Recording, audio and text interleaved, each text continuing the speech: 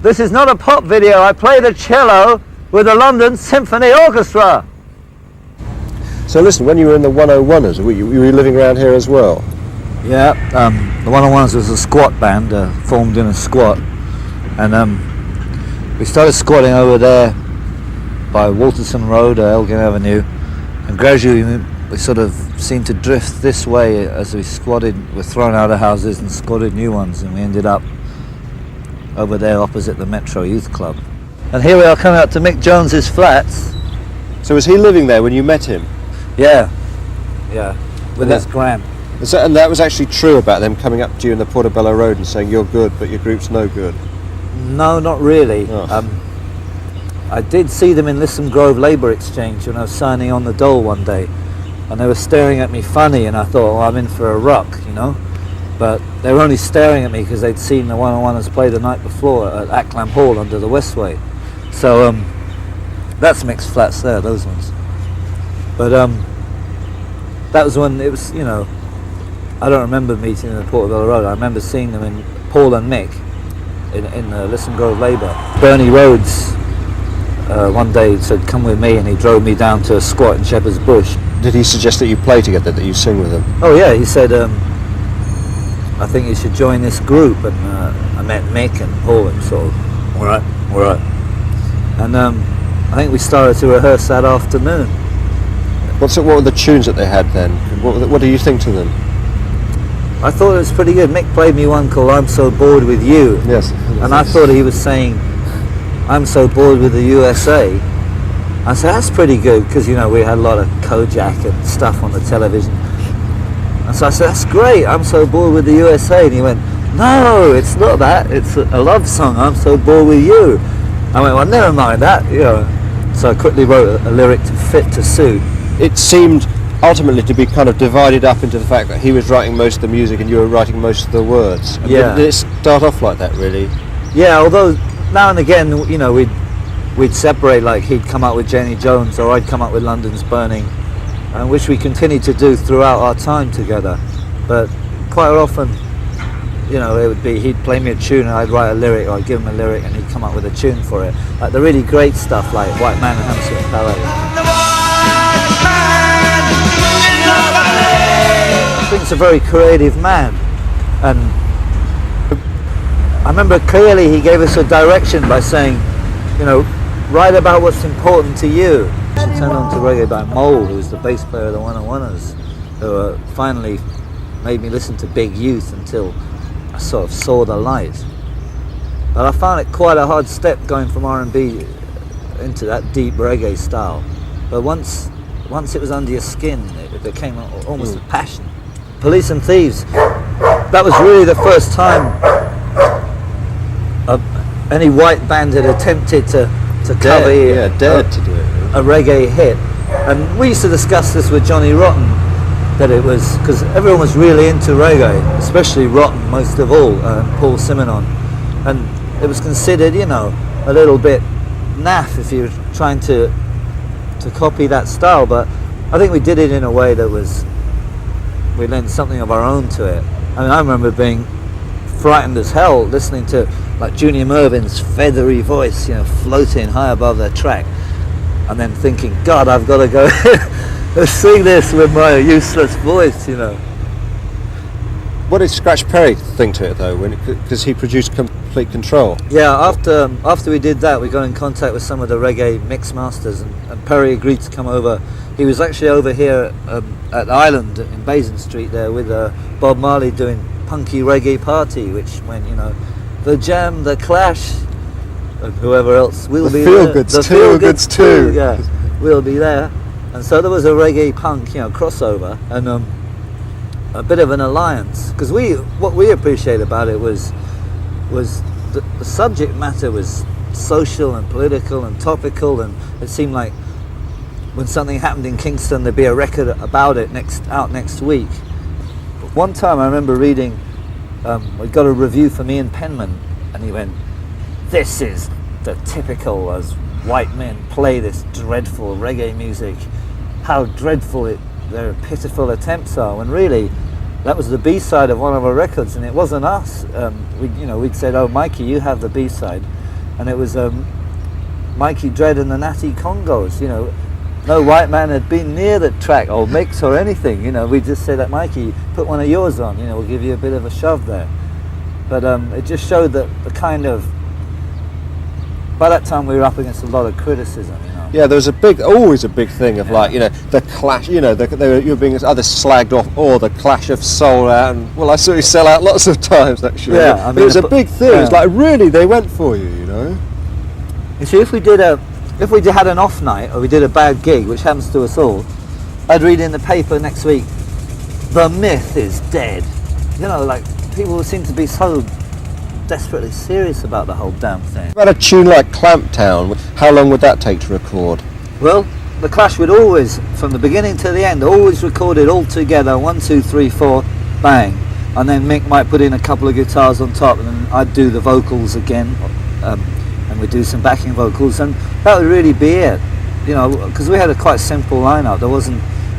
I'm glad that we had our time before all this electronic perfection has come in, because being in the studio nowadays, I mean, I refuse to work like that. You know, I still work in the old way of getting a group that can play and playing music and enjoying it. But today, you know, you've got to listen to the same, all these electronic funk records, they listen to the same tune like 800 times in a sitting.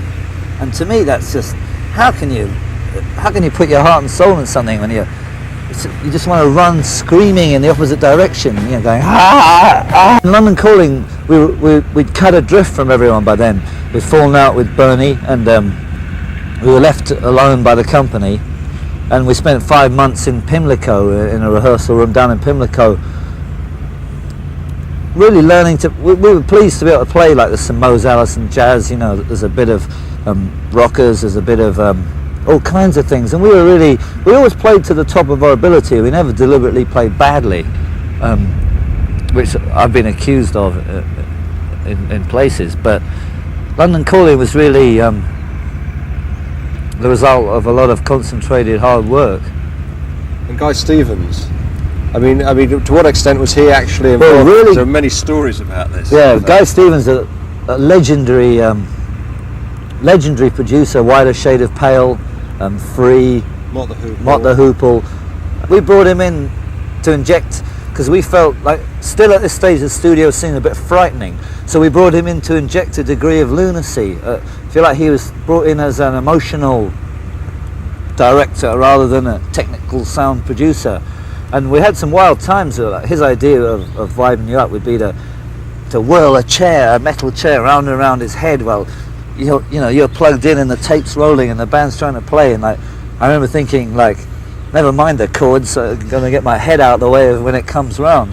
And I've seen him and Bill Price, who was the engineer on that project, physically struggling on the floor after fighting over touching a fader on the board. You know, and we're supposed to be the wild rock and roll, you know, punk rockers, and we're all sitting around bemused at these two grown men fighting to the death on the floor of the control room. Look out! Low flying ducks! Get down! I remember meeting a skinhead in Berlin who was in tears because his grandmother liked some of London Calling, and this for him was the nail in the coffin, you know. But by this time also you were no longer being managed by Bernie Rhodes, who'd been gone anyway in a kind of flurry of acrimony. And you had two men. You had Caroline Koo managing you for a while, and then Peter Jenner and Andrew King, and then just Cosmo was doing it for a bit, wasn't he? Yeah, although I think not very long. It wasn't very long before Bernie returned after Jenner and King and Black Hill. But although I was really instrumental in getting Bernie back, I do seem to have good memories of that time when we were alone and defenceless. You know, we really pulled together good. I have good memories of that rehearsal period at the London Calling time. But wasn't that when you were making Sandinista? Didn't you make Sandinista before Bernie came back? Yes, we did. It came out, yeah, before Bernie. You're right. We recorded that in Electric Ladyland in New York in about 3 weeks. Which was, I mean, was another set of problems, Sandinista, wasn't it? It was a triple album set. Yeah. CBS wouldn't give you any. Well, the deal was. What was it? Yeah. We wanted it released for a low price because we felt that records were generally overpriced, and London Calling was 2 for the price of 1, and then we wanted Sandinista 3, and then Bruce Springsteen came out with, I think he'd gone to the company and said, look, if these Limeys can have a double album, then I'm going to do one, and he came out with The River, and then we came out with Sandinista, which was 3 for almost the price of 1, but the deal we had to make in order to get that was that we'd forego our own record royalties. So we didn't actually get any royalties of that. Although it didn't sell very well, it didn't really matter to us because we weren't getting any of it anyway. So, although I still feel, in hindsight, it would have been better to have pulled it down to a double or a single even. Well, maybe that 6th side is a bit indulgent, I have to say. The 6th side, yeah. Only bold men go there. But I mean, but essentially you threatened, from what I understood, you threatened to leave the group unless Bernie came back, didn't you? Yeah, it's because I felt that, you see, Mick is very idealistic, okay? And I understood that it was good that we had ideals, but we also had to function in the real world. Like we could say, we don't want to play anywhere where there's seats, because, you know, we were A, fed up with paying for broken seats, and B, I consider them a health hazard. You know, people want to jump up and down. What's the point of playing music that says go, go, rock, bop? You know, when there's other people going sit down. It's like ridiculous waste of energy. So we always tried to play places, for example, where there's no seats, but there's only so many places like that, and you have to kind of compromise really to get around or to function at all. And I got worried at that point once we'd somehow got rid of or fallen out with Black Hill, that Mick would lead us into disaster through his complete idealism and refusal to compromise in order to operate in the real world. Intercity.